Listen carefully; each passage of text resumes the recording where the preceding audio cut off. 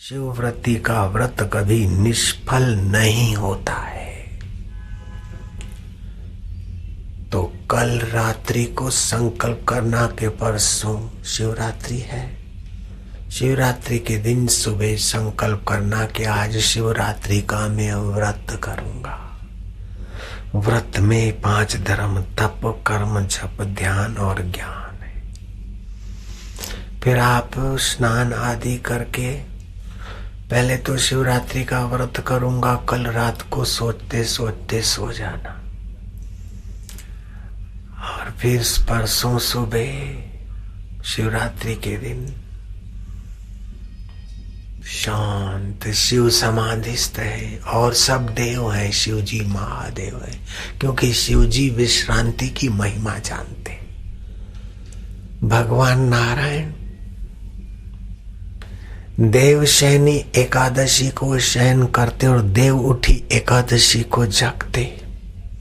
तो शयन कैसे करते? जैसे ये आपके हमारे शरीर शयन करते, ऐसे नहीं, अपने आत्मा में करणों के बिना विश्रांति पाते। मैं आपको उस साधना में ले जाना चाहता हूँ जहाँ भगवान विष्णु विश्रांति पाते, जहाँ भगवान शिव विश्रांति पाते, जहाँ मेरे गुरुदेव पाते थे, कबीर पाते थे, जहाँ मैं पाता हूँ, मैं तुम्हें वहां ले जाना चाहता हूँ। बहुत ऊंचा साधन है और बड़ा सुगम साधन है और सभी लोग कर सकते। अपने अपने व्यवसाय में भी 4 चांद लग जाएंगे, ऐसा साधन है। केवल अपना निर्णय बदल दो कि संसार नश्वर है और संसार में कूड़ कपट बेईमानी करके सुखी होने की बेवकूफी के भाव को मैं त्यागता हूं। अंतरात्मा में सुखी होने को मैं स्वीकार करता हूं। जैसे पत्नी स्वीकार कर लेती है, फेरे फिरती है, मैं इसकी पत्नी हूं। फिर सब्जी लेने जाती है तो पत्नी पति की, और मंदिर जाती है तो पत्नी पति की, कथा में बैठी तो भी पत्नी पति की। ऐसे ही मैं भगवान कहूं और भगवान मेरे आए। ये मानने में क्या जोर पड़ता है? क्या बुरा है, क्या झूठा है? बोलो। मैं ईश्वर का हूं और ईश्वर का ही रहूंगा। ईश्वर मेरे है, मैं ईश्वर का हूं। फिर आप क्या करो? विश्रांति पाने के लिए ये प्राणायाम सीख लिया तुमने, फिर क्या करोगे? शिवरात्रि को, हाँ, जिसको घुटनों के दर्द की शिकायत है, जोड़ों का दर्द है, गठिया है, वायु की तकलीफ है, बुढ़ापे में हाथ कांपते, ये वायु की तकलीफ है, दवाइयों से ठीक नहीं होता, तो शिवरात्रि आएगी परसों रात। घी का, देसी घी का दिया जला दे। हो सके तो शक्कर, भैंस का घी और गूगल का मिश्रण करके धूप करना शिवरात्रि को। आरोग्य के कण बहुत बनते हैं इनसे। कितना भी रुग्ण व्यक्ति हो, उसके कमरे में ये धूप करो, उसको रोग के कण नष्ट करने में बड़ी मदद मिलेगी। गूगल, शक्कर, भैंस का घी।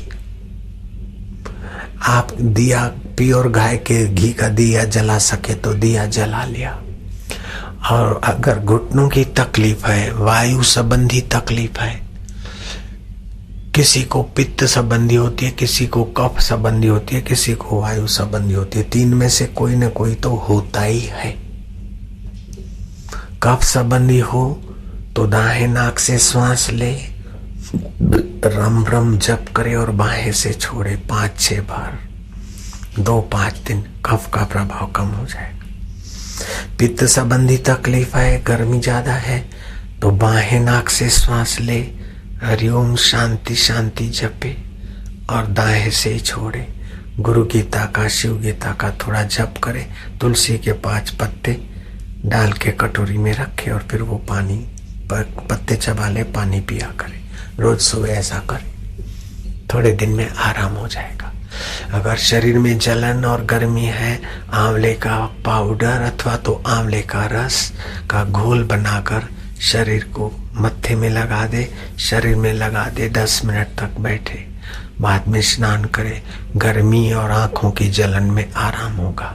बाल झड़ते हैं तो आंवले का रस बालों में लगा दे, ताकि बालों की जड़ें मजबूत हो और बाल झड़े नहीं, और शरीर की फालतू गर्मी, बेकार की गर्मी जो दुख देती है, गुस्सा देती है, वो ठीक हो जाएगी। लेकिन मैं तुम्हारे शरीर की बीमारियां मिटाने तक की बात में राजी नहीं होता हूँ। तुम्हारे जन्म जन्म की 84 लाख में भटकाने वाली बीमारियां वो मिट जाए, ऐसा मैं चाहता हूँ। अभी विज्ञानी और डॉक्टर बोलते कि तुलसी के पत्ते खाने से मलेरिया नहीं होती, अथवा मलेरिया हुआ है तो 21 तुलसी के पत्ते और 3-4 काली मिर्च चबा के खा ले तो मलेरिया मिट जाती। मेरे को हो गया था, मैंने खाया और मलेरिया मिट गया मेरा। लेकिन अपने तुलसी के पत्ते मलेरिया मिटाने के लिए या याद शक्ति या बुद्धि बढ़ाने के लिए या कैंसर को दूर रखने के लिए नहीं खाते। हम तो तुलसी भगवान की प्रिया है, भगवान की भक्ति देने वाली तुलसी माता है। भगवान को भोग लगाने में किसी भी वस्तु में तुलसी डालते तो भगवान का भोजन प्रिय हो जाता है। तो हमारी ये तुलसी की जो भी सेवन विधि है उससे करते हैं तो तुलसी में जो रोग मिटाने की ताकत है वो तो मिटेंगे, लेकिन भगवान की भक्ति और सद्भाव की वृद्धि मिलती है। ये नजरिया कितना ऊंचा है। अभी विदेश का डॉक्टर कहता है ओमकार का जप करने से ऐसे ऐसे फायदे होते हैं, ये लाभ होते हैं। हर्बर्ट बेंस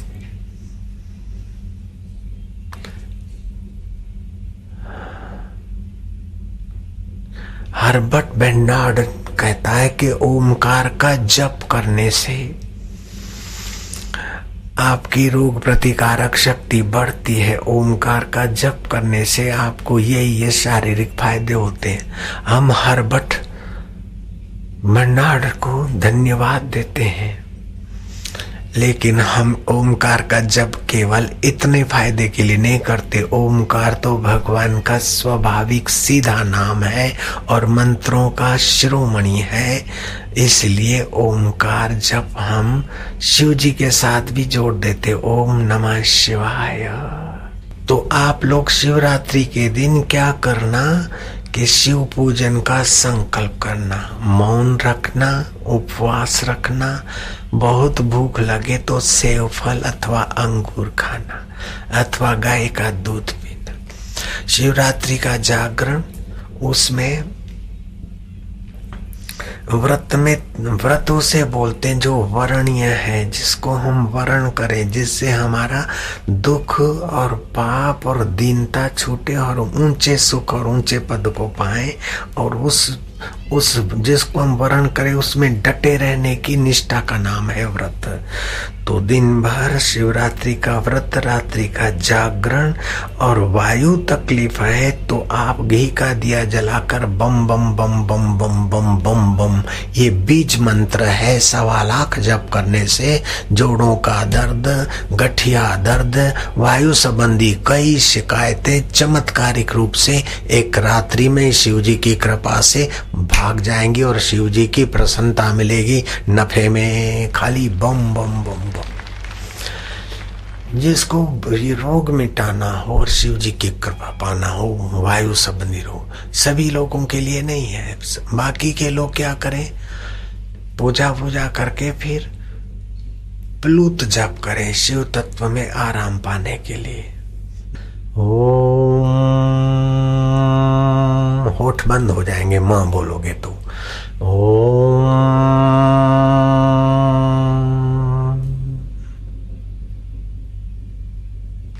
चुप हो गए, जितनी देर बोले उतनी देर चुप। नमो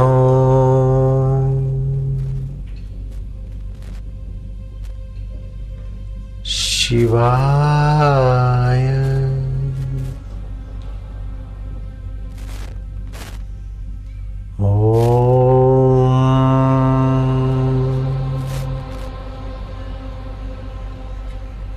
नमो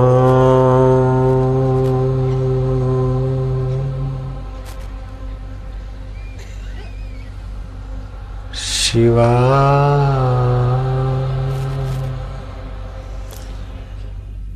नमः शिवाय, ओम नमः शिवाय पाप नाशिनी ऊर्जा, ओम नमः शिवाय, ओम नमः शिवाय कार्य साफल्य ऊर्जा। लेकिन ये प्लूत जो जपा ओम, जितनी देर बोलने में लगी उतनी देर चुप। नमः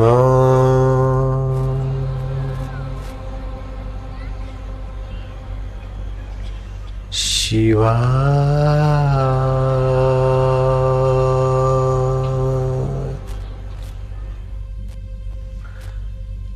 ऐसे ओम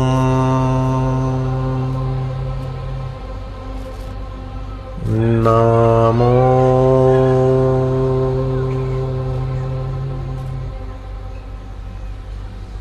भगवते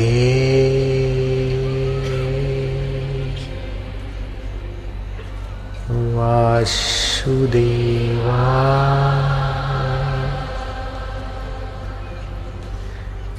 भगवान को प्रीति करते जाओ और शांत होते जाओ। बैठे बैठे कर सके उतनी देर करो, थक गए तो लेट जाओ, विश्रांति। नींद ना आए उपवास है तो इस प्रकार शिवरात्रि जागरण करोगे तो मनमानी शिवरात्रि कोई 10 कर ले धन्यवाद, लेकिन तुम्हारी ये एक शिवरात्रि भी 10 शिवरात्रि का फल बिल्कुल फलित कर देगी। स्वभाव में और जीवन में खूब बरकत आएगी। मैं घर में था, एक शिवरात्रि जगा था मैं, उसके बाद मेरे जीवन में चमत्कार होने लग गए थे। खाली एक शिवरात्रि जगा था, अकेले, जहां कोई मंदिर में नहीं आया ऐसे मंदिर में चला गया था। लेकिन जरूरी नहीं आपको वैसे ही मंदिर मिले, जहां भी मिले, जहां भी एकांत मिले। हो सके तो अपने कमरे में ही शिव पूजा करते हो तो वहां गौमूत्र से जरा पोता कर लेना और गूगल का धूप कर लेना। वहीं शिव जी का मानसिक पूजन कर सकते, उससे भी शिव जी प्रसन्न होते। एक बार भगवान शिव ने 1 वर्ष का व्रत रखा था और वो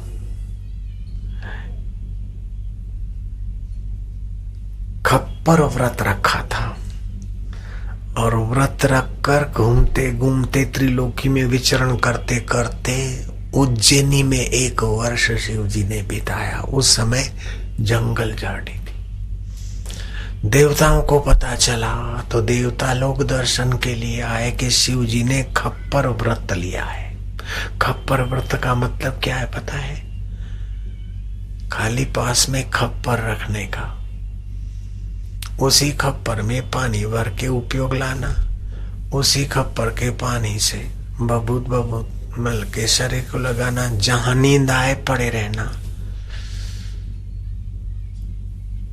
शरीर को जो आवश्यकता है भिक्षा में मिल जाए तो ठीक है, नहीं तो संतुष्ट रहना। मान हो जाए, अपमान हो जाए, अपमान की जगह पे जाना। और अपमान होता है तो किसका होता है देखो, मान होता है तो किसका होता है देखो। सब खप्पर में आदर तथा अनादर, वचन बुरे त्यों भले। आदर तथा अनादर, वचन बुरे त्यों भले। निंदा स्तुति जगत की, दे जूते के तल्ले। तो कर्णों में रहते हुए कर्ण निरपेक्ष शिव तत्व में व्यक्ति जगे, इसलिए शिव जी ने व्रत रखा था। देवता लोग दर्शन करने जाएंगे ये समझ के मय दानव ने अपने दैत्यों को हथियार लेकर उज्जैनी में भेजा कि दैत्य तुम लोग शिव दर्शन करने आए भक्त देवताओं को वहीं खत्म कर देना, क्योंकि शत्रु पक्ष के हैं देवता। तो शिव जी को खप्पर व्रत रखने से विश्रांति मिलती और विश्रांति से अंतर्यामी पना चमचम चमकने लगता है। तो शिव जी ने देखा कि मेरा दर्शन करने को जो आने वाले हैं उनको ये मारने के लिए यहाँ झाड़ियों में छुपे हैं। शिव जी ने संकल्प करके अपना हुंकार कर दिया। उस खप्पर फेंकने और हुंकार के बल से वो दैत्य जो प्राण लेते थे उनके प्राण लेने की योग्यता चट हो गई, मतलब हार्ट फेल हो गए, मर गए। शिव जी का व्रत पूरा हुआ और शिव जी अंतर्धान हो गए। वहां से देवता लोग आए कि शिव जी यहाँ रहते हैं, कहाँ गए, तो देवताओं ने ब्रह्मा जी की आराधना की। भगवान ब्रह्मा जी प्रकट हुए और ब्रह्मा जी ने ध्यान लगा कर देखा कि शिव जी ने देखा कि मेरे प्यारे देवताओं को ये दैत्य नष्ट करने के बद इरादे से इस जंगल में छुपे हैं हथियार लेकर, तो अर्थ के बदले अनर्थ हो जाएगा। तो इष्ट का सुमरण करने वाले व्यक्ति का अनिष्ट हो, ऐसा इष्ट होने नहीं देता। इष्ट मंत्र में ये ताकत होती है। गुरु से मंत्र लेते हैं ना, तो गुरु भी इष्ट मंत्र ही देते हैं। तो इष्ट मंत्र जितना मजबूत होता है उतना अनिष्टों से हमारी रक्षा हो जाती है।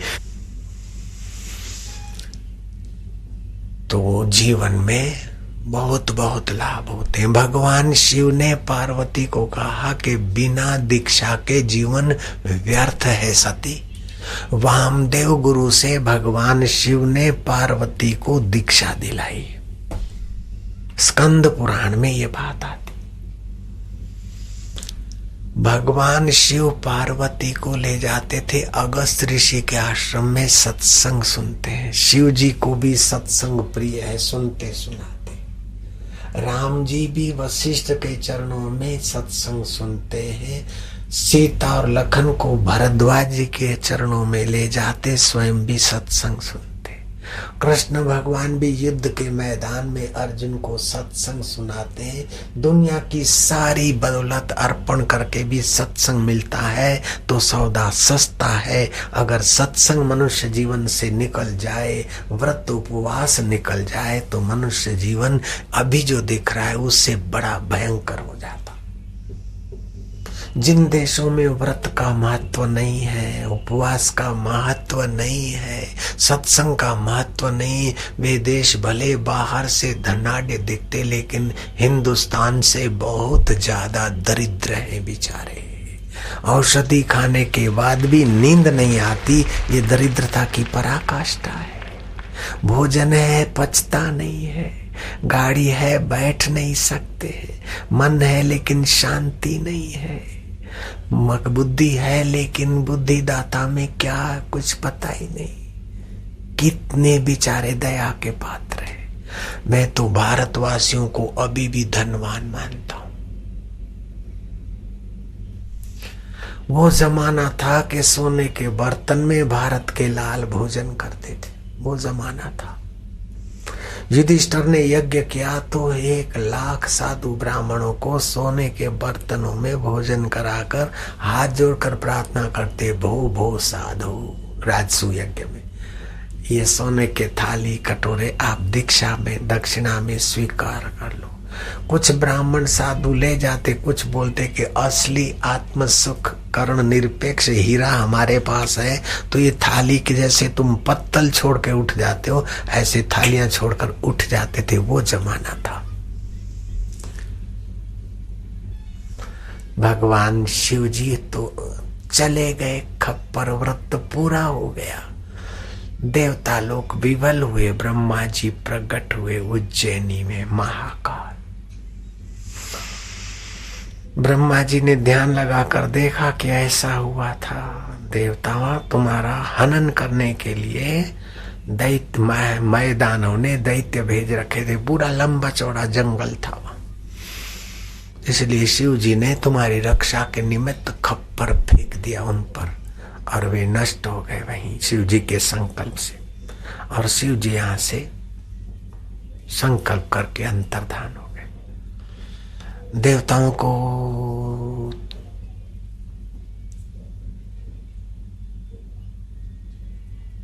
गंभीर होते देखा। पितामह ने, देवता क्या चाहते हो? बोले हम इतने अभागे कि शिव जी के दर्शन करने को निकले और मृत्यु थी, और मृत्यु तो टली लेकिन शिव जी के दर्शन भी तो नहीं हुए। हम भोगों में रहते इसलिए हम योग्य नहीं है शायद। ब्रह्मा जी ने कहा, वत्स अपने को अयोग्य मानकर निराश मत हो। शिव जी के दो स्वरूप है, एक सइंद्रिक और एक करण सापेक्ष, एक करण निरपेक्ष। ऐसे जीव के भी दो स्वरूप है, एक सशरीर एक निरशरीर। आप समझ रहे ना, बहुत सूक्ष्म ऊंची बात है।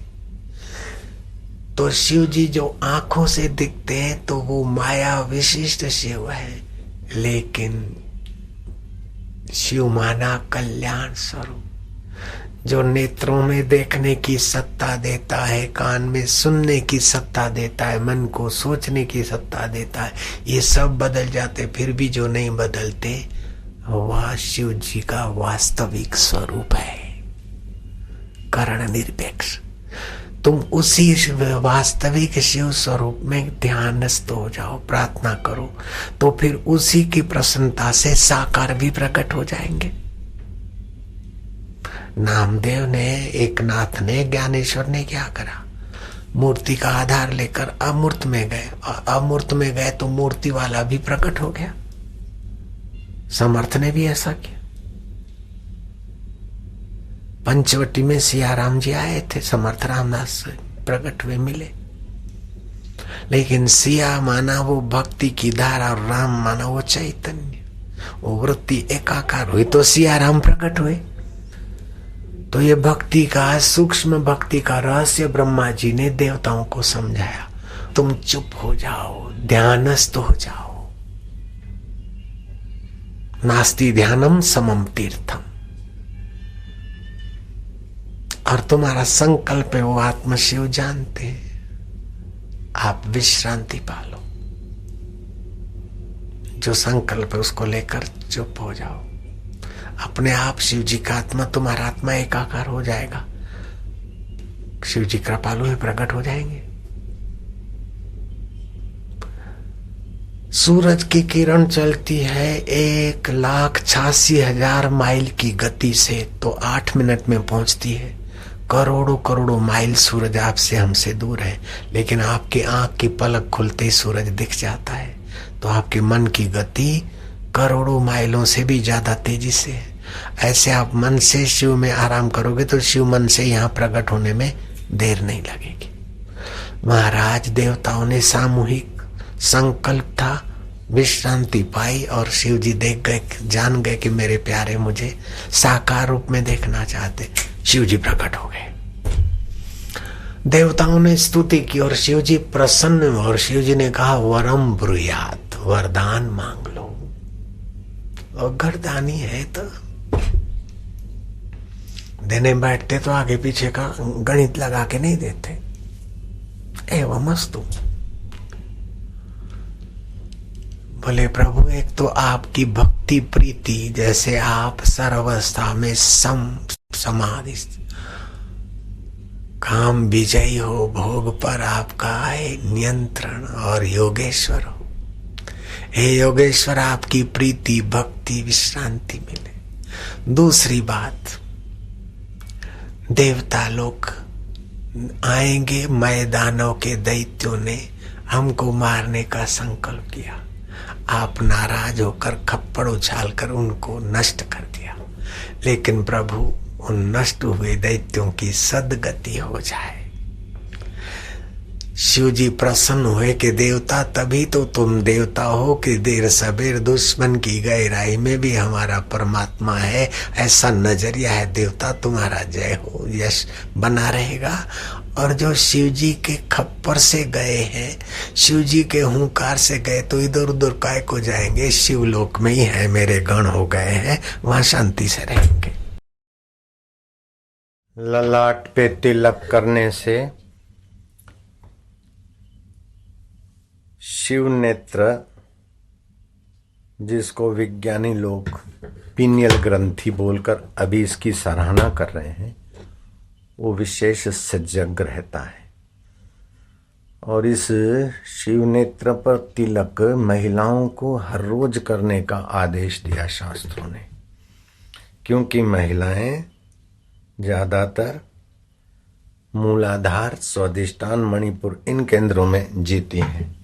तो उनमें पुरुषों की अपेक्षा श्रद्धा अधिक होती है, ये सद्गुण है, लेकिन साथ साथ में संशय और भय भी अधिक होता है।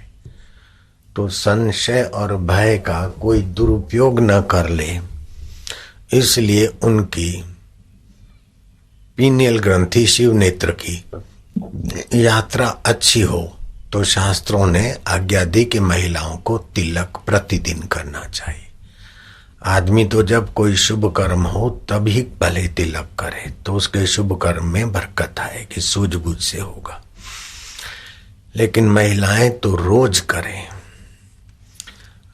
देखा जा सकता है कि मनोती मानने में, टूणा टोटका में, अला बांधूं, बला बांधूं, भूत बांधूं, प्रेत बांधूं, डाकिनी बांधूं, साकिनी बांधूं, ऐसे माहौल में महिलाओं की जितनी लंबी कतार होती है उतनी आदमियों की नहीं होती है। तो मानना पड़ेगा कि महिलाओं में श्रद्धा पुरुष की अपेक्षा ज्यादा होने पर भी संशय और भय की वृत्ति की बाहुल्यता है। तो उसको निवृत्त करने के लिए महिलाओं को रोज तिलक करना चाहिए। तिलक से क्या फायदे होते हैं? शोभा बढ़ती है, तेज बढ़ता है, प्रसन्नता बढ़ती है, प्रीति बढ़ती है, उत्साह और बल बढ़ता है। तिलक चंदन का हो तो बहुत अच्छा, हल्दी का हो तो भी बढ़िया है, सिंदूर का हो, कंकु का हो, तुलसी के जड़ की मिट्टी का हो, पीपल के जड़ की मिट्टी का हो, ये सारे तिलक हितकारी है। ओम नमः शिवाय। ओम नमः शिवाय। व्रत, उपवास, पर्व और त्योहार, इन सभी में व्रतों की विशेष आध्यात्मिक भूमिका रही। जो हम वर्ण करें अच्छी बात को और उसमें आने वाले विघ्न बाधाओं से जूझते हुए पूर्ण करने का संकल्प का नाम है व्रत। एकादशी का व्रत होता है, चांद्रायण व्रत होता है, और भी कई व्रत होते हैं। अपनी अपनी जगह पर सबका महात्म्य और महत्व है। इन शिवरात्रि का व्रत इन सबों में अनूठा है, और देश भर में तो क्या विश्व भर में इस शिवरात्रि के व्रत का, रात्रि का थोड़ा जागरण पूजन सभी लोग, लगभग बहुत सारे करोड़ों करोड़ लोग करते हैं। इस व्रत में व्रत रखने से क्या फायदा होता है? एक बात आई कि शिवरात्रि का व्रत क्यों, महोत्सव क्यों नहीं, त्योहार क्यों नहीं, उत्सव क्यों नहीं? ये व्रत रखने से क्या लाभ होता है? व्रत रखने से मन शांत होता है कि अब तो आज ये करना ही है, ये नहीं करना है। दूसरी बात, कार्य और ध्येय की सिद्धि में दृढ़ विश्वास बनता है। तीसरी बात, सात्विकता बढ़ती है। चौथी बात, साधना में मन का सहयोग मिल जाता है कि अब तो ये करना है। पांचवी बात, संकल्प शक्ति का विकास होता है। छठी बात, शरीर इंद्रिय पर कुछ नियंत्रण का सामर्थ्य बढ़ता है। सातवीं बात, संकल्प शक्ति, इच्छा शक्ति बढ़ती है।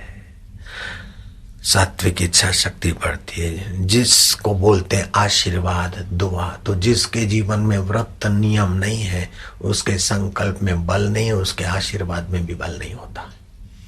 जो भी महापुरुष हुए, चाहे रामकृष्ण हो, चाहे रमन महर्षि हो, चाहे कबीर हो, चाहे नानक हो, उनके जीवन में मूल में आशीर्वाद देने के सामर्थ्य का मूल है व्रत संयम। कठिनाई को सहन करके भी अपने उद्देश्य में डटे रहना एक प्रकार का वो व्रत है। गांधी जी के जीवन में भी व्रत उपवास का महत्व था। सोमवार का मौन व्रत गांधी जी का सुप्रसिद्ध है, और ये बाकी के उपवास आदि भोजन न करने के व्रत भी गांधी जी उसकी बड़ी सराहना करते थे।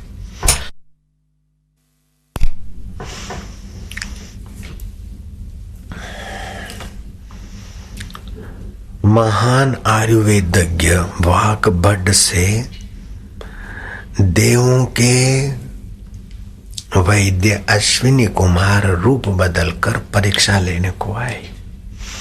और पूछा कि वाघ भट्ट, तुमने इतना ग्रंथ रचा है, ऐसी कौन सी औषधि है जो धरती पर नहीं होती है, जल में नहीं होती है, आकाश में नहीं होती है, न खारी है, न खट्टी है, न तीखी है, नमकीन है, और उस औषधि के लिए पैसा भी नहीं देना पड़ता और सभी रोगों में वो औषधि सहायक होती है, ऐसी कौन सी औषधि है? देवताओं के वैद्यों ने पूछा मनुष्य के वैद्यों से, वाघ भट्ट से पूछा। अश्विनी कुमार देवताओं के वैद्य है।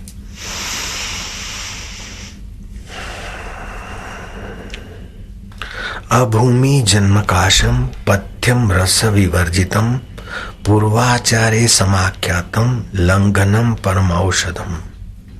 वाघ भट्ट ने कहा, जो भूमि में पैदा नहीं होती, जल में पैदा नहीं होती, आकाश में पैदा नहीं होती, लेकिन वह सभी के लिए पथ्य है, वो औषधि है। अभूमि जन्मकाशम पथ्यम रस विवर्जिनम पूर्वाचार्य समाख्यानम लंघनम परम औषधम। लंघन मतलब उपवास परम औषध है। रोग आ गया हो तो आप आराम और उपवास करें तो बहुत सारे रोग के कण जठरा स्वाहा कर देती है, क्योंकि शरीर की जीवनी शक्ति का कर्तव्य ही हो जाता है शरीर को स्वस्थ करना। तो उपवास से रोग प्रतिकारक शक्ति बढ़ती है। उपवास से शरीर में छुपे हुए रोगों के कण दोष स्वाहा होते हैं। उपवास से मन शांत होता है। उपवास से कार्य देह की सिद्धि में दृढ़ता आती है। गांधी जी भी सत्याग्रह के उपवास से अंग्रेजों को भगाने में इसका उपवास का भी गांधी जी को मदद तो मिली। उपवास का एक लौकिक अर्थ होता है और दूसरा आध्यात्मिक अर्थ होता है। लौकिक अर्थ होता है कि हम आहार ना करें, इसको बोलते उपवास। तो आहार 3 प्रकार का होता है। आहरंती आहार, जो हम बाहर से अंदर ले उसको आहार बोलते हैं। तो देखने को, सुनने को, सूंघने को भी बाहर से अंदर लेते हैं, ये सूक्ष्म आहार है। विचारों को और तात्विक विचारों को ये सूक्ष्म तरव्य आहार है। और अन्न फल औषध आदि जो कुछ दूध पानी खाते हैं ये स्थूल आहार है। तो स्थूल आहार, सूक्ष्म आहार और सूक्ष्मतर आहार। तो उपवास के दिन में स्थूल आहार का नियंत्रण करके सूक्ष्म आहार सात्विक ले और सूक्ष्मतम आहार अंतःकरण में प्रकट हो जाए तो हो गई महाशिवरात्रि। लाभ ऐसा होगा कि करोड़पति को भी वो समता मिलना संभव नहीं।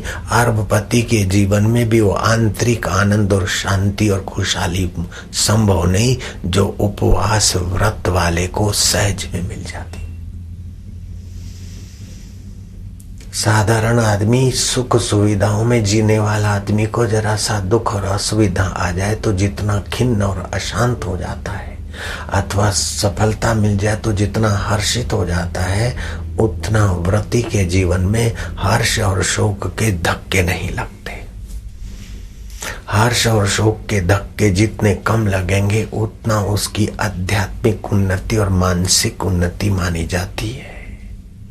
सिख धर्म के आदि गुरु ने कहा, हर्ष शोक जाके नहीं, वैरी मित समान, कह नानक सुन रे मना, मुक्त ताहि ते जान। उसने मनुष्य जीवन में मुक्ति का फल पा लिया। तो व्रत, उपवास और चित्त की समता आपको मुक्त आत्मा बनाने में बड़ी महत्व की भूमिका निभाती है। लेकिन व्रत उपवास के दिन कोई पान मसाला खाए और चाय और कॉफी पीता जाए तो व्रत उपवास का फायदा नहीं होगा।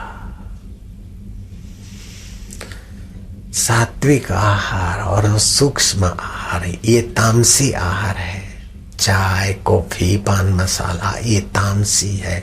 और लोग ऐसी गलती करते हैं, शिव जी को व्यसन है भुवन भंग करने का, ये शास्त्रों में लिखा है। लेकिन नशेबाजों ने शिव जी के नाम से नशे की छूट ली। भुवन भंग व्यसनम, तो शिव जी को भांग का व्यसन है और भांग घोड़कर शिवरात्रि को पिया जाए। वास्तविक में जो सृष्टि की आसक्ति है उसको हटाने का व्यसन है शिव जी को, और आत्मा में समाधिस्थ कराने का व्यसन है। अर्थ ये होता है। दूसरा अर्थ लोग बोलते सुल्फा पेन पीते न, लगाओ दम मिटे गम। हकीकत में दम लगाना उसको बोलते कि जहां जहां हल्के विचारों में, हल्के आकर्षण में तुम्हारा मन इंद्रियां जाती है तो नियंत्रण करो, उनको ब्रेक लगाओ। तो ये हुआ दम लगाना। तो लगाओ दम तो मिटे अशांति और खिन्नता का गम। सही अर्थ तो ये है, लेकिन सुल्फाबाज ने शिव जी का नाम लेकर मारो दम मिटे गम। दम मारने से गम मिटता तो महाराज सभी सुल्फेबाज आनंदित होते, बापूजी हो जाते। जयराम जी बोलना पड़ेगा। बेटे जी नहीं रहते, बापूजी वह है जो सुख दुख में सम रहे। बेटे वो है जो जरा जरा बात में दुखी हो जाए, जरा जरा बात में सुखी हो जाए। स्वामी उसको ही बोलते हैं जो मन इंद्रियों के प्रभाव से अपने को मुक्त कर रहा है, और दास उसी को बोलते जो मन इंद्रियों के प्रभाव में ही बेचारा जीवन बिता रहा है। तो अब शिवरात्रि का व्रत, उपवास का आध्यात्मिक रूप समझने को चलेंगे। लौकिक तो रूप थोड़ा सा समझा। विष्णु धर्म पुराण में लिखा है, व्रत उपवासेर यह विष्णु नाम जन्मनि तोषिता ते नरा मुनिषा दुलह ग्रह रोगादि बाधिना। जिन्होंने पूर्व जन्म में व्रत उपवास के द्वारा भगवान को संतुष्ट किया है, वह ग्रह दोषों से, बाधाओं से, अशांति और अकाल मृत्यु से सहज में बचकर संसार में संतुष्ट जीवन बिताते हैं। व्रत उपवास वाले के जीवन में इतना असंतोष नहीं रहेगा जितना व्रत उपवास रहित जीवन आदमी असंतुष्ट रहते हैं। परदेश में देखो लोग जरा जरा बात में सुसाइड कर देते हैं, अशांत हो जाते, कुछ का कुछ कर देते हैं। और भी कई दृष्टांत है कि हमारे फौजियों में भी जो एकादशी और सोमवार के व्रत की परंपरा है, तो कहीं कुछ वर्ष पहले ऐसी जगह पर हमारे फौजी गए जहां भूखामरी के 3 दिन हुए, तो दूसरे लोग खिन्न अशांत हो गए, लेकिन भारत के फौजियों का हौसला बुलंद रहा। ये मैंने पहले सत्संग में विस्तार से कहा है, विषयांतर नहीं करते अपन। तो व्रत उपवास से जिसने अपने आत्मा की थोड़ी बहुत शुद्धि की और परमात्मा को संतुष्ट किया, वह नवग्रहों के कोप से बच जाता है, अकाल मृत्यु से बच जाता है। भगवान शिव जी का एक मंत्र है, वो सभी लोगों को एक बार तो जपना ही चाहिए। यात्रा के पहले अगर एक बार वो मंत्र जप कर यात्रा करे तो एक्सीडेंटों से रक्षा होने में बहुत मदद मिलती है। शास्त्र वचन है, अकाल मृत्यु और आपदाओं का शंका हो तो एक बार जप करके फिर घर से बाहर निकले। वो कौन सा है? महामृत्युंजय मंत्र मैं सुना देता हूं। ओम त्र्यंबकम यजामहे सुगंधिम पुष्टिवर्धनम। फिर से बोलता हूं, ओम त्र्यंबकम यजामहे सुगंधिम पुष्टिवर्धनम उर्वारुकमिव बंधनात् मृत्युर्मोक्षमामृतात्। एक बार जप करके घर से निकले तो एक्सीडेंट अथवा बम ब्लास्टिंग या आतंक का भय हो तो उससे रक्षित हो जाओगे। अगर इस मंत्र की 1,00,000 आवृत्तियां होती है तो पाप नाश और नाड़ियों की शुद्धि का एहसास होगा, प्रसन्नता होगी। 2,00,000 जप हो जाए तो शिवजी स्वप्ने में दर्शन देंगे ही। ऐसे 3,00,000 जप हो जाए तो रोजी रोटी के लिए आपको दौड़ना नहीं पड़ेगा, आपके पीछे पीछे आएगी। 4,00,000 जप हो जाए तो आपके संकल्प में सामर्थ्य आ जाएगा, आपकी आशीर्वाद और दुआ फलने लगेगी। इस प्रकार 10 लाख हो जाए तो शिव जी स्वयं प्रकट होकर बातचीत भी करेंगे, मनोवांछित वरदान देंगे, ऐसा पुराणों में लिखा हुआ है। तो शिव जी के 2 स्वरूप हैं, एक व्यक्त स्वरूप और दूसरा अव्यक्त स्वरूप। ऐसे आपके भी 2 रूप हैं। अभी जो दिखते हैं वो व्यक्त स्वरूप है और जिसकी सत्ता से दिख रहे हैं वो अव्यक्त स्वरूप है। ये अव्यक्त स्वरूप माइक्रोस्कोप में भी नहीं। ये कोई आदमी मरने को है तो मरते समय उसका जीव का रूप, रंग, डिजाइन अथवा वजन कैसा है ये खोजते खोजते विज्ञानी हार कर चुप बैठ गए। मृत्यु की घड़ियां गिनने वाले को एक मजबूत शीशे के कवर में रख दिया और अब मरने कई है और कई माइक्रोस्कोप और कई कुछ यंत्र लेकर बैठ गए। वो व्यक्ति बीमार जो मौत थी उसकी, वो मर तो गया लेकिन वो उसका रंग रूप कैसा है आज तक पकड़ में नहीं आया। ये अव्यक्त स्वरूप है आपका। आप अपने को मैं बोलते नहीं है, मैं हाथ पैर वाला। वास्तविक में आप हाथ पैर वाले नहीं है। हाथ पैर वाला आपका शरीर है। ये शरीर यहाँ पड़ा रह जाएगा फिर भी आप रहते हैं। स्वर्ग में रहे चाहे किसी शरीर में रहे तो आप अव्यक्त हैं। तो अव्यक्त को अव्यक्त की प्राप्ति हो, अर्थात जीवात्मा को शिव पद की मुक्ति की प्राप्ति हो, इसलिए व्रत का आरंभ तो व्यक्त से होता है, पूजा तो व्यक्त से होता है, लेकिन पूजा की परिसमाप्ति अव्यक्त में विश्रांति होती है। ये बहुत सूक्ष्म बात है। इसको समझने मात्र से हजारों गौदान करने का फल लिखा। भगवान शिव आकाश मार्ग से पार्वती के साथ आते प्रकाशमय दिखाई दे। राम जी के गुरु वशिष्ठ जी ने, योग वशिष्ठ महारामायण वाल्मीकि रामायण के आधार पर कहता हूं, तो शिव राम जी एक बार आकाश मार्ग से दिव्य प्रकाश देखा। मैंने गौर करा तो शिव पार्वती आ रहे। मैंने मन ही मन उनका स्वागत किया, फिर उनके लिए आसन बिछार वे बैठे। मेरे से कुशल समाचार पूछा। हिमालय की एकांत गुफा में और आश्रम में हम साधन भजन करते थे। शाम को शिष्यों को बुलाकर वैदिक ज्ञान देते थे। उस समय की बात है। शिव जी ने हमसे पूछा, मुनि शार्दुल, तुम्हें यहाँ गंगा जी का शीतल जल तो मिलता है, फल फूल और तमाल के वृक्ष फल फूल आदि तो सुव्यवस्थित आपकी तपस्या चल रही है। कुशल समाचार पूछने के बाद मैंने शिव जी को प्रार्थना की कि प्रभु मेरे को एक प्रश्न पूछना है। शिव जी ने कहा, मुनि शार्दुल पूछो। संत कुछ भी पूछते हैं तो समाज के हित में ही होता है। तो शिव जी से पूछा मैंने कि वास्तविक शिव की उपासना क्या है? वो कौन देव है जो अब सहज में ही प्रसन्न हो, और वो कौन देव है जिससे मिलने के बाद जीवात्मा की मुक्ति होती है, और वो वास्तविक देव क्या है, व्यवहारिक साकार देव क्या है और तात्विक देव क्या है? इस प्रकार के गूढ़ प्रश्नों का उत्तर भोलेनाथ आपके सिवाय कौन दे सकता है? भगवान चंद्रमौली प्रसन्न वदन बोले कि मुनि शार्दुल, इस प्रसंग को सुनाना शिव के वास्तविक पूजा के फल को प्राप्त करने के बराबर है।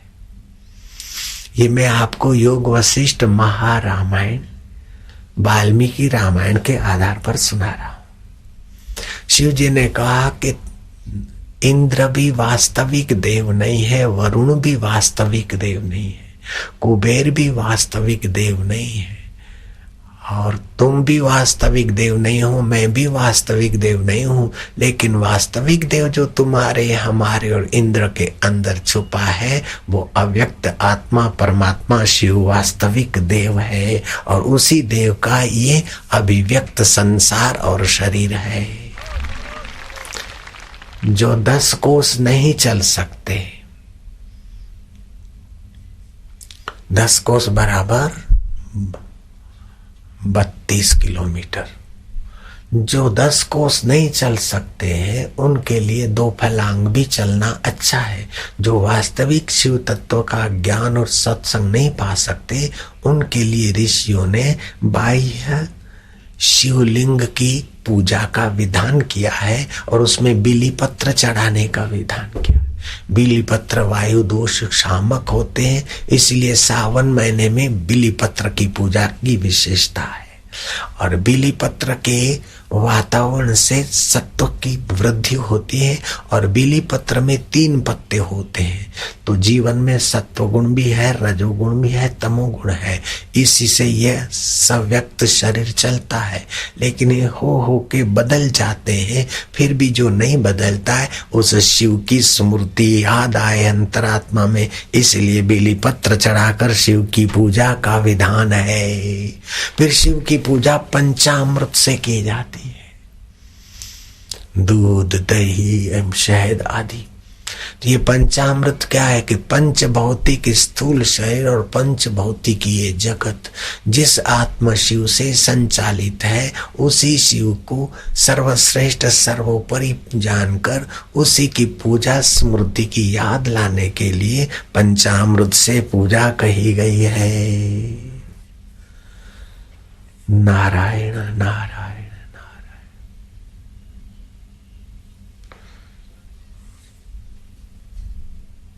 उपवास का बड़ा भारी महत्व है, तप का व्रत का महत्व है। और उस महत्व से जो संपन्न होकर आए उनके जीवन में आध्यात्मिक निखार है। लौकिक सुख सुविधाएं होने पर भी बुद्ध पुरुष जैसे सिद्धार्थ लौकिक भोग में नहीं रुके। या कबीर जी को क्या कमी थी, नानक को या और महापुरुष मीरा आदि को, फिर भी पूर्व काल के व्रत उपवासों ने उनको रानी पद के ऐश आराम को तुच्छ दिखाकर आत्मपद और भगवत प्रीति। ऐसे ही अकबर की प्रेयसी ताज को क्या कमी थी अकबर के तरफ से, तो उसका ताज नाम रखा गया था हमीदा का। फिर भी पूर्व का कोई जप तप था, कृष्ण की भक्ति में ऐसी मशगूल हो गई कि श्री कृष्ण के साथ वार्तालाप करने का अवसर मिलता था। और विरोधी रानियों ने अकबर को भड़काया तो अकबर आकर उसके दरवाजे पर कान देकर सुनने लगा। तो उसकी बातचीत से आवाज आया कि एक पुरुष का आवाज और एक मेरी ताज का आवाज। अकबर ने दरवाजा खटखटाया, ताज ने दरवाजा खोला और अकबर ने मयान से तलवार निकाली। बोल कौन था, किस मर्द के साथ बात कर रही थी? ताज ने कहा बेशक आपका अनुमान सच्चा है, मैं एक मर्द से बात कर रही थी। वो कहाँ है मर्द? बोले वो प्रकट भी हो जाते, अंतर्धान भी हो जाते। जिस मर्द की मैं पूजा करती हूँ उसी के लिए मैं तड़पती थी, तो कभी कभी वो प्रकट होकर वार्तालाप करते हैं, वो भगवान कृष्ण है। बोले मैं कैसे मानूं, संत विठल दास से तुझे मैंने दीक्षा दिलाई तो कुछ तो है, लेकिन मुझे शक है कि और कुछ गड़बड़ी हो। तो तुम्हारे अगर मर्द से उस ईश्वर से तुम्हारा सीधा सरोकार है तो उन्हें प्रार्थना करो कि अपनी भक्ताणी को बचाने के लिए कोई सबूत दे। अगर ताज के कृष्ण भक्ति पक्की है तो हे जगत के मालिक, हे अल्लाह खुद खुदा, ये बुझे हुए चिराग जल जाएंगे तो मैं समझूंगा कि तुम्हारी भक्तानी सच्ची है, अन्यथा फिर मुझे शक शुबा घेरेगा। ताज ने प्रार्थना की और अकबर ने थोड़ी प्रार्थना की, बुझे दिए जग गए और अकबर का सिर झुक गया। हिंदू धर्म की ठोस साधना की पद्धति। वास्तविक में मूर्त में अमूर्त में परमात्मा की सत्ता मौजूद, और कभी भी अपने प्यारों को सजाग करने के लिए पत्थर की मूर्तियों को द्वारा दूध पीकर दिखा देता है। ये क्या कम उसका चमत्कार है? हरि व्यापक सर्वत्र समाना, प्रेमति प्रगट हो वही में जाना। तो आपके मन में जब प्रीति होती उस ईश्वर के तरफ से, तो वो परमात्मा सत्ता तुम्हारे अंतरात्मा में प्रकट होती है। फिर तुम उसको सीताराम के रूप में चाहते हो तो सीताराम होकर समर्थ राम को, रामदास को दर्शन देते हैं। तुकाराम महाराज उनको विठल रुकोबा के रूप में मानते हैं, तो विठल और रुकोबा के रूप में तुकाराम को दर्शन हुए। इतिहास साक्षी है। और मोरिया बाबा उनको गजानंद, गणों का स्वामी गजानंद स्वामी मानते हैं। तो गणों का स्वामी मानते हैं तो मोरिया बाबा को गणपति के रूप में भगवान ने दर्शन दिया और तभी से कहावत चली होगी, गणपति दादा मोरिया, मोरिया बाबा का नाम जुड़ गया, लाडू लाओ लव करिया। तो अमुक इष्ट मंत्र के 9 करोड़ जप करने से, और 9 करोड़ ऐसा नहीं, 1 2 अमावस्या पूर्णिमा पर्व के दिन एक बार जप करो तो 100 गुना 1000 गुना जैसी एकाग्रता ऐसा हो जाता है उसका आंकड़ा। तो जिन मनुष्यों ने कंप्यूटर खोजे, सिम कार्ड खोजे, एक पानी के बूंद से चला हुआ मनुष्य की यात्रा, उसने ऐसी खोज कर दी कि आपका बैंक बैलेंस पूरा हो गया अथवा आपका मोबाइल का कार्ड सिम कार्ड पूरा हो रहा है, जल्दी भराओ तो फिर चार्ज कराओ।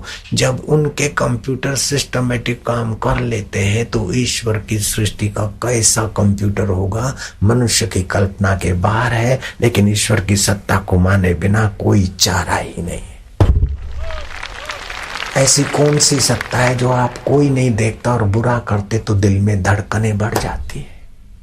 ऐसी कौन सी सत्ता है जो कोई नहीं देखे और आप अच्छा करते तो हृदय में संतोष आ जाता है, ओज बढ़ जाता है, बल बढ़ जाता है, निर्भीकता बढ़ जाती है? तो उस परम सत्ता का नाम रोम रोम में रम रही है तो राम, कर्षित आकर्षित करती तो उसका नाम कृष्ण, और वो मंगलकारी इसलिए उसी का नाम शिव है। और शिव जी का आध्यात्मिक लौकिक 2 रूप है। अब अपने अनुभव के आगे कोई कुछ भी लिख दे, कोई कुछ भी बोल दे तो साधक उनकी बात नहीं मानते। उनके अपने अनुभव के आगे दूसरा कोई अफवाह का कोई महत्व नहीं होता है, अथवा कोई निंदा का महत्व नहीं होता। तुकाराम के संपर्क में आने वालों को लाभ होता है, फिर तुकाराम के लिए अफवाहें और निंदाएं चली तो क्या है, लोग तुकाराम को तो मानते हैं। ऐसे महावीर के लिए तो उनका ही आश्रम का ही आदमी, उनका ही रिश्तेदार 500 साधुओं को लेकर महावीर का विरोध करते करते 500 साधु और गौशालक कहाँ मर के कोने में मिट गए पता नहीं, लेकिन महावीर को तो अभी भी लोग मानते। तो संतों की साधना में ऐसा ठोस तत्व होता है कि 500 व्यक्ति लगातार भोजन करे आश्रम का और विरोध करे महावीर का, फिर भी महावीर अभी तक मौजूद है, बुद्ध मौजूद है, कबीर मौजूद है, शबरी मीरा मौजूद है। ये साधना का और व्रत का चमत्कार प्रत्यक्ष दिखता है। तुकाराम के विरोधी कितना अफवाह करते थे, एकनाथ के लिए लोग कितना कुछ बकते थे, लेकिन जिन साधकों को गुरु सानिध्य का अनुभव हो जाता है वो किसी की घिसी पिटी बात सुनते या पढ़ते तब भी उनके चक्कर में नहीं आते। अनुभव बड़ा गुरु होता है। विकार ही तो मनुष्य को गिरा देते हैं, दीन कर देते हैं, तुच्छ बना देते हैं। यह जपा गायत्री करने से ज्ञान प्रकाश में आप जल्दी जग जाएंगे। अज्ञानता में विकार घसीटते हैं, दुर्बल आदमी पर हावी होते हैं। सात्विक बल होगा तो विकार हावी नहीं होंगे ज्यादा।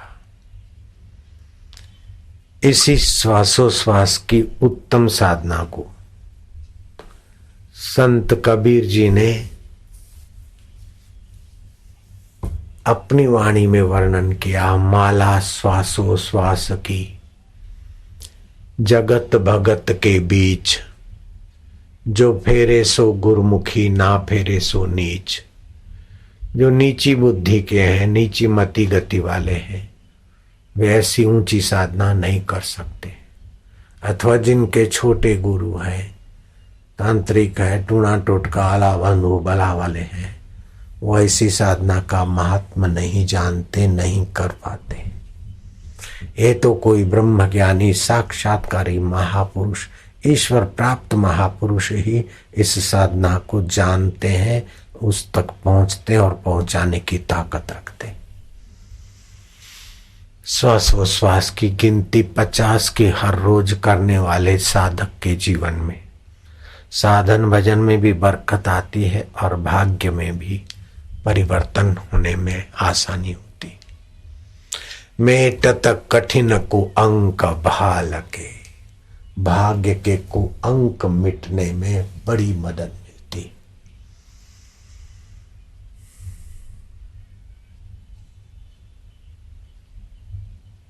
इंद्रियों का स्वामी मन है और मन का स्वामी प्राण है। जिसका प्राण तालबद्ध है वो लंबी आयुष्य का धनी होता है। समझो 40 साल चले उतने श्वास लेकर आया है, लेकिन ये साधना करेगा तो उतने श्वास में 45-50 साल निकाल लेगा। हम 21,600 श्वास हर रोज खर्च करते हैं, उसमें 10,000 लीटर श्वास लेते छोड़ते हैं। 13 किलो भोजन 12 किलो भोजन की शक्ति उसी से हम लेते हैं। 1 किलो भोजन अन्न फल दूध आदि से मिलता है। 2 किलो पानी लेते हैं और 12 किलो श्वासोश्वास के द्वारा पोषण लेते हैं। वो हवामान शुद्ध हो तो बहुत अच्छा है। कुत्ता 1 मिनट में 50 श्वास छोड़ता है। कम आयु 14 वर्ष के आयुष्य में तो मर ही जाना है उसको। घोड़ा 35 श्वास लेता है, 30 वर्ष जीता है। हाथी 1 मिनट में 20 श्वास लेता है और कछुआ 1 मिनट में खाली 5 श्वास ही खर्च करता है, 400 वर्ष तक जी सकता है। मनुष्य 1 मिनट में 15 श्वास खर्च करता है। अगर ये श्वासोश्वास गिने तो 1 मिनट 12 श्वास में ही पूरा कर लेगा। 11 श्वास में 10 श्वास में भी पूरा हो जाएगा। 10, 20, 30, 40% अपना श्वास की मूड़ी उसकी बच जाएगी। आप 60 साल 3 महीने 6 दिन 2 घंटा ऐसे आयुष्य नहीं लेकर आते हैं। 2 खरब 2 अरब 5 करोड़ 4 लाख 3,200 और 3 श्वास है तो आप 4 नहीं ले सकते। श्वासों पर आयुष्य होती है। तो जो चलते चलते बात करते उनके श्वास ज्यादा खर्च होते, 1 मिनट में 15 से ज्यादा खर्च होते। संभोग के समय बहुत ज्यादा खर्च होते, भय के समय ज्यादा खर्च होते, अनियमित खान पान से ज्यादा खर्च होते। लेकिन ये सब होने के बाद भी अगर प्राणायाम करते हैं और इस प्रकार श्वासोश्वास गिनते हैं तो श्वास तालबद्ध होने से बहुत कम श्वास में समय ज्यादा आप गुजार सकते।